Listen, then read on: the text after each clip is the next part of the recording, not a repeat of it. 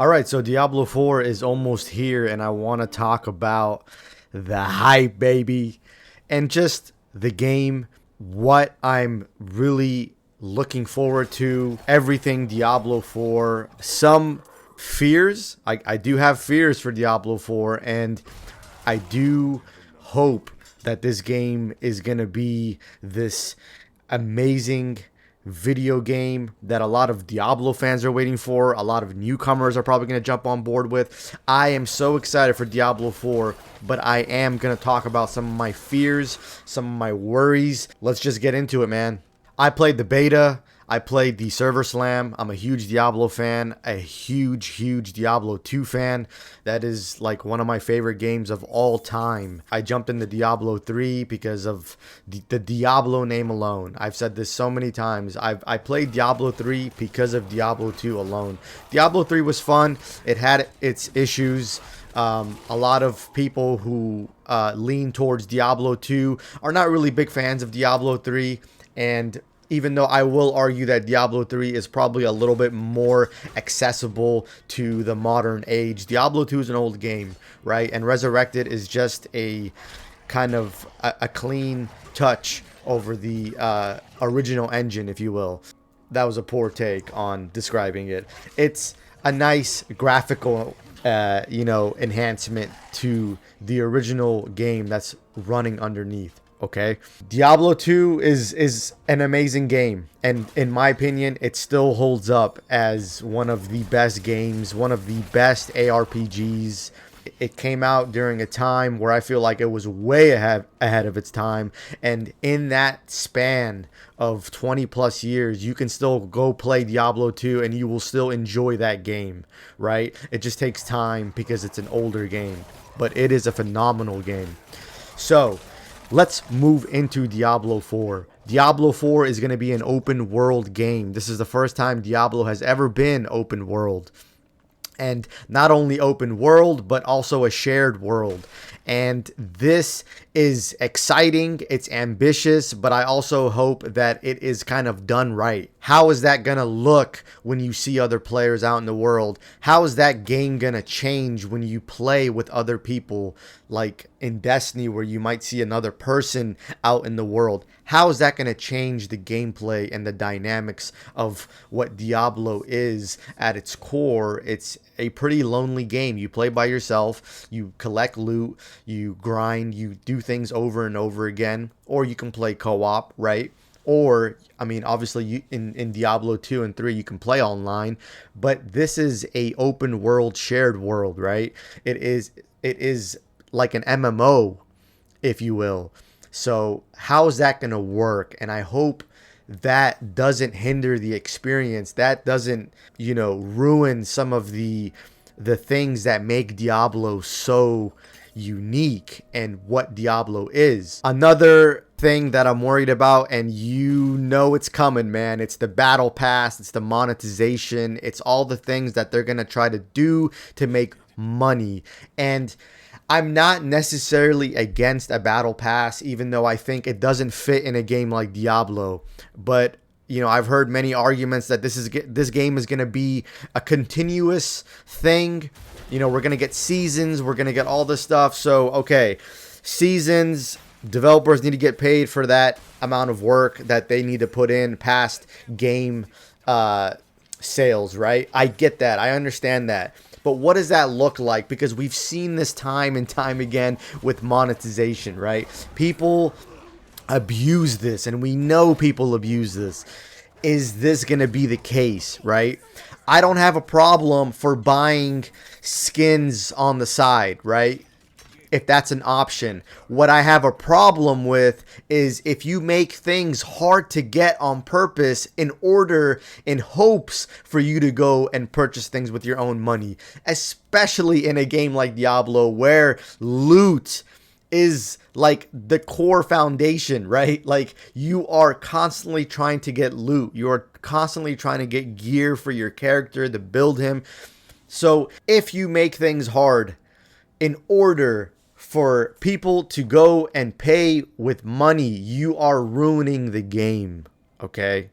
You are going to ruin the experience, and that is gonna be super disappointing, man, because I am so excited for Diablo 4. Like, this is my most anticipated game of the year. I cannot wait to play this game. And I love Blizzard. I always have since I was a kid. I love Diablo. I'm a big fan. I just want the best for this game. I don't want this game to be ruined. And that is my only you know, that is my only like concern, is this game gets ruined by people who make the decisions from the top. I just don't want to see that, because this franchise is so near and dear to me. Another thing that kind of worries me a little bit is, what is Endgame going to be like? Now, I'm not one of those guys who like just worries about Endgame. I do really enjoy the journey from like level 1, and all of that stuff matters, right? Like level 10, 20, 30, all of that stuff matters. So I'm not one of those people who are like, hey man, all I care about is the end game. All I care is to hit that end game, because Diablo is made to be played over and over again with different characters and different builds and different, all of these things, right? So I want to enjoy that journey and that experience. However, I hope that the end game is somewhat engaging, somewhat fun, hopefully, right? Like, I don't want to do rifts, man. This is one of the reasons why I hated endgame in Diablo 3. It was so boring. Like, Diablo 3's journey from 1 to 60 or whatever it is now, 70, it is so much fun. As soon as I hit 70, I'm just like, I'm done. I don't care anymore. Maybe like I'll go farm for better gear. But in Diablo 2, like, the end game just feels good. And for those who know what I'm talking about, they understand. Like, somehow it is addicting and it's fun. Going to the Chaos Sanctuary, doing Baal runs, going and killing Mephisto, right? Andy. Like, there's all these little areas that you can go and you can farm over and over again, and it's fun and it's engaging. I don't care about farming as long as it's good. This is a really important thing I want to note. Like, I actually love to farm if it's engaging, if it's enjoyable, right? Like, I don't mind doing the same thing over and over and over again, with the possibility of something dropping or something happening that's different. I love that. But it has to be fun. Rifts are not fun, dude. I don't want a rift in Diablo 4 endgame. I want it to be compelling. I want it to be fun. I want to be able to, you know, get on every day and do, you know, whatever it is. Like, again, I don't mind if I have to farm every single day, as long as it's engaging. So that also has me worried. The end game. What does the end game look like? Again, I think the journey is very important, but I also do think the end game is important as well for the hardcore audience. The hardcore audience are the people that you are going to keep for the long term. The casual player may not even beat the freaking game. He might make one character and move on to the next game or whatever it is, right? Like, you need a strong end game to keep your hardcore audience in. All right, so my next concern is that we haven't tested any other regions. We haven't tested the end game. And that is also a concern, right? Because in Diablo 3, if you remember, we tested Act 1, we played the beta, and that was the best act. You know what I mean? So, like, is this going to be the case again with Diablo 4? I hope not, right? Because we've tested Act 1, the Frozen Peaks or whatever it's called. We have tested that a lot now. There's a lot of people who played that, who tested it, who gave their feedback, but we haven't seen anything else. We haven't seen any of the other areas. We haven't tested those other areas. Here's the thing. It's kind of like a double-edged sword, right? Because developers, Blizzard, they don't want to show too much because they want to keep the hype, right? Like they want people to be excited. But at the same time, if you're going to test things, you might as well test more than just one area. But I don't know how game development works. Maybe, they're at a point now where all the testing they did for, the frozen peaks can be applied to other areas. I don't know how that works, but I hope that the other areas are not going to be like buggy, have issues. Because we saw that in Diablo 3, right? Like, I just felt like the other acts were very rushed.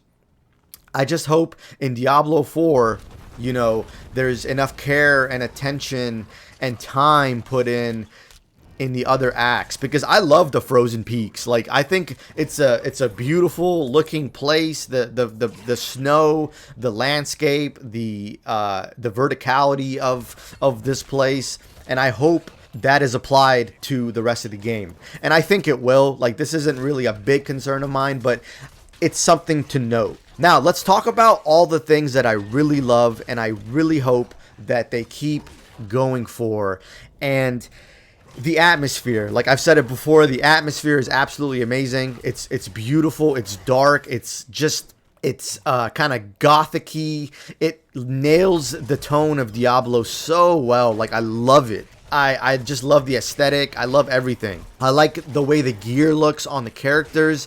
You can tell the detail in the world and the characters in the items. Like, it's all really, really good.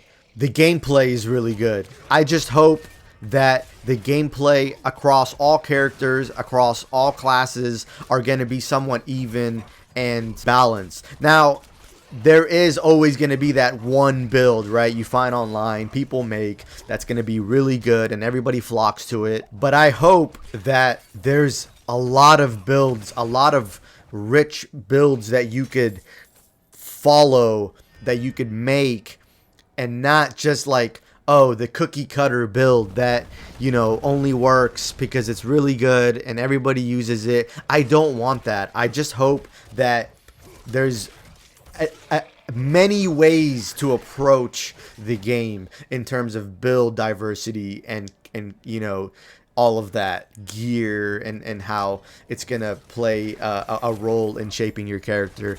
I want a lot of options. I don't want the cookie cutter, but honestly, everything is looking really good. It looks like there's gonna be a lot of content. It looks like it's gonna be keeping us in, and I can't wait for June. I think it's really exciting. Like, Diablo is shaping up to be really good. I still can't believe we're getting a Diablo this year, man. Like, that is crazy to me. But those are some of the things that I am afraid of, and some of the things that I think are really, really good. I think there's a lot of things that Diablo 4 is doing well. Doing really good in, and it's really exciting to see that, and I just hope they keep that momentum. I hope they keep that energy going, because I think on release everybody's going to be playing it, everybody's going to be enjoying it, and that's going to be exciting. But what does this game look like down the road, right? What does this game look like in a year or 2 or 3? And I just hope it continues to be this thing, right?